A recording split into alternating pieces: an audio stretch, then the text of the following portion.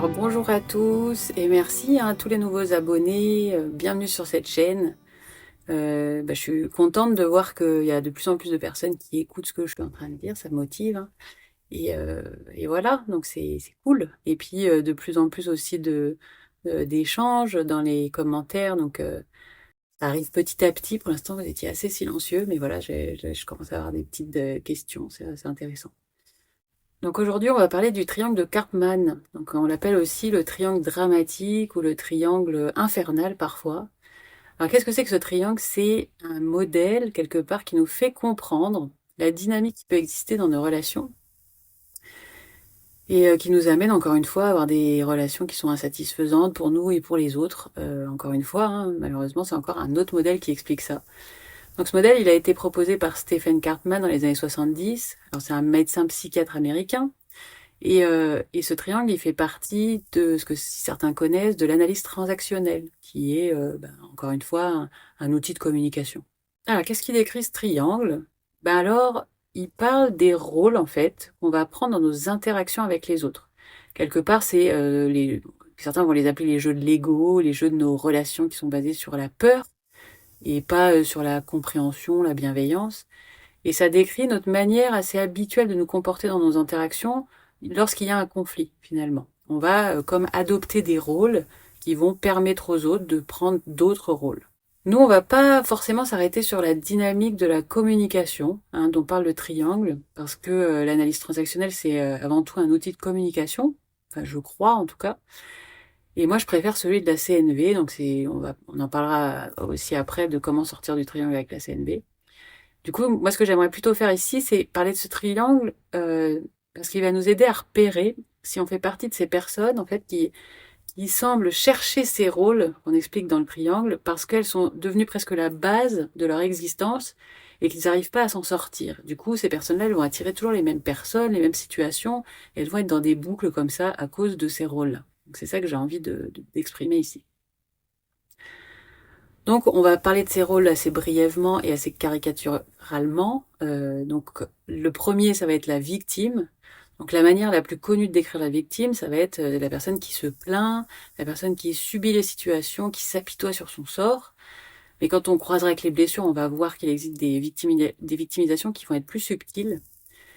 En fait, ce qu'il faut plutôt retenir de ce rôle, c'est vraiment que la personne, elle pense qu'elle n'a pas la responsabilité d'avancer dans sa vie et que les personnes, en fait, ou les choses, les événements lui empêchent. Et qu'elle n'est pas capable de s'en sortir, vu que c'est toujours à cause d'événements extérieurs, de choses extérieures. Ça peut être une maladie, ça peut être des événements, ça peut être des personnes, en fait. Le bénéfice secondaire de cette victime, c'est d'avoir toute l'attention des autres sur elle. Ça va être, et aussi de ne pas assumer la responsabilité de ses émotions et de ses actes. Parce que du coup, c'est toujours les autres, les situations. Donc je voudrais faire une petite parenthèse avec ce rôle de victime, parce que je voudrais clarifier quelque chose, parce que je sais que certaines personnes, elles bug avec cette notion de victime. Le problème, c'est qu'elles voient dans les propos de ce triangle-là une sorte de négation de leur souffrance, parce qu'elles ont été concrètement maltraitées. Dans le triangle, il n'est pas dit qu'il n'existe pas de réelles victimes. Des personnes agressées, des personnes violentées, c'est des victimes réelles. Mais c'est pas de ça dont on parle là. On va parler simplement du jeu psychologique lorsqu'on rentre dans une attitude de victimisation, et ça, qu'on a été une réelle victime ou non. Ok? Donc ça, c'est important de comprendre ça. On parle de la personne qui va user de sa position de victime pour obtenir quelque chose d'une autre, en fait. C'est de ça qu'on parle.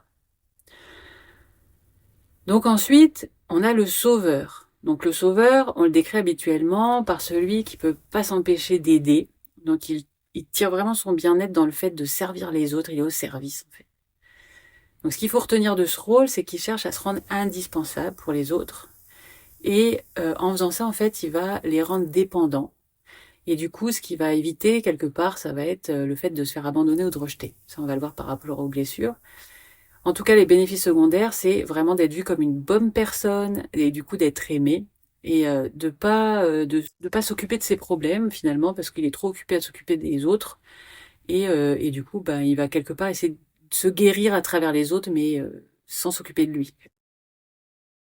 Donc ensuite, on a le persécuteur. Donc celui-là, il va critiquer, il dévalorise, il juge, il est méchant. Hein, voilà. Souvent, c'est au nom de la justice qu'il va faire ça. Ça a été aussi une ancienne victime. Et ce qu'il faut retenir de ce profil, plutôt que la caricature là, de méchanceté ou quoi que ce soit, c'est plutôt celui qui va chercher à avoir le contrôle sur les autres, parce qu'on va voir qu'il y a des subtilités encore dans tout ça. En tout cas, le bénéfice secondaire de celui-là, c'est vraiment aussi d'évacuer son agressivité, sa colère. Alors ensuite, on va voir sur quoi finalement il est basé, ce triangle de Cartman. Il est vraiment basé sur la déresponsabilisation. Donc, la victime, elle pense qu'elle a aucune responsabilité dans ses problèmes. Le persécuteur, il pense que c'est toujours les autres qui sont responsables de ses problèmes aussi. Hein. Le sauveur, lui, il va prendre la responsabilité des problèmes des autres, en plus des siens, mais souvent il va même pas s'occuper des siens. Il y a vraiment un problème entre la responsabilité, les gens ne sont pas dans des attitudes adultes. Voilà. Ensuite, ce triangle de Cartman, on est aussi dans des relations de pouvoir, de faible-fort, de supérieur-inférieur. Le sauveur, il pense que les autres sont faibles, vu qu'il doit les aider. Ok ? Le persécuteur pense que les autres sont faibles parce qu'ils sont faibles. La victime, elle pense qu'elle est faible et que les autres sont forts. Il y a vraiment cette idée de pas d'équilibre. Il y a vraiment, le problème, c'est qu'il y a vraiment une idée de bénéfice secondaire qui va tout couper, en fait. C'est-à-dire que les personnes, elles ont trop de bénéfices à être dans ces attitudes-là. Et du coup, c'est pour ça qu'elles vont être un petit peu bloquées dedans. Alors, c'est vrai qu'il existe des dizaines de vidéos de qualité sur le net qui expliquent cette base du triangle de Cartman. Et je voulais pas rester juste là-dessus. Et je trouvais ça intéressant de vous partager au départ cette théorie de base. Mais j'avais surtout envie de proposer dans cette série de vidéos pousser un petit peu plus la réflexion en faisant le lien avec les différentes attitudes du triangle et les blessures de Lise Bourbeau.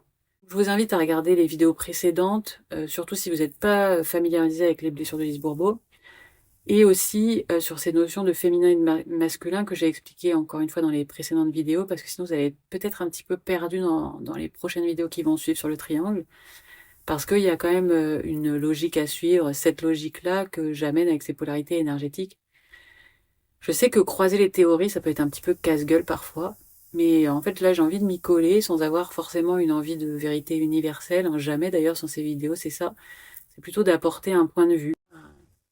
Je trouve que ça initie quelque part une lecture beaucoup plus claire de nos fonctionnements, et la clarté quelque part c'est vraiment la clé pour s'en sortir en fait, d'avoir de plus en plus de clarté, de subtilité sur nos fonctionnements, surtout quand c'est pas associé de jugement, c'est vraiment apporter de la conscience en fait finalement. Donc dans la prochaine vidéo, je vais vraiment aller dans la subtilité de ce triangle en fait, pour mettre de plus en plus de conscience fine en fait sur ce qui se passe en nous. C'est vraiment ça que j'ai envie dans ces vidéos. Donc c'est vrai que parfois ça peut sembler presque un petit peu pointu, un petit peu prise de tête, mais quelque part pour moi c'est d'aller dans tout ce côté pointu. Après on se laisse beaucoup moins avoir. Et après, évidemment, dans la troisième vidéo, ce que j'aimerais, c'est de donner les clés quelque part pour se sortir de ces attitudes-là, une fois qu'on les a mis en conscience, d'avoir des petites clés un petit peu pour aller dans ces attitudes-là. Et finalement, c'est à ce moment-là que je vais revenir sur la CNV, en fait, sur comment assumer la responsabilité de ses émotions et de ses sentiments, quelque part. Parce que tout est basé là-dessus pour s'en sortir, en fait. Parce que c'est une histoire de reprendre la responsabilité de tout ça. Donc voilà comment on va revenir finalement sur la CNV du départ de la chaîne. Voilà, voilà. Ben voilà, j'espère que cette vidéo était pas... Je pense qu'elle était assez simple finalement, vu qu'on n'était pas trop dans du subtil. Et voilà, et ben à bientôt. Et puis n'hésitez pas à aller regarder d'autres vidéos peut-être sur la base de Cartman pour étayer après, enfin pour être encore plus au clair après quand je vais développer de manière plus subtile. Voilà, au revoir.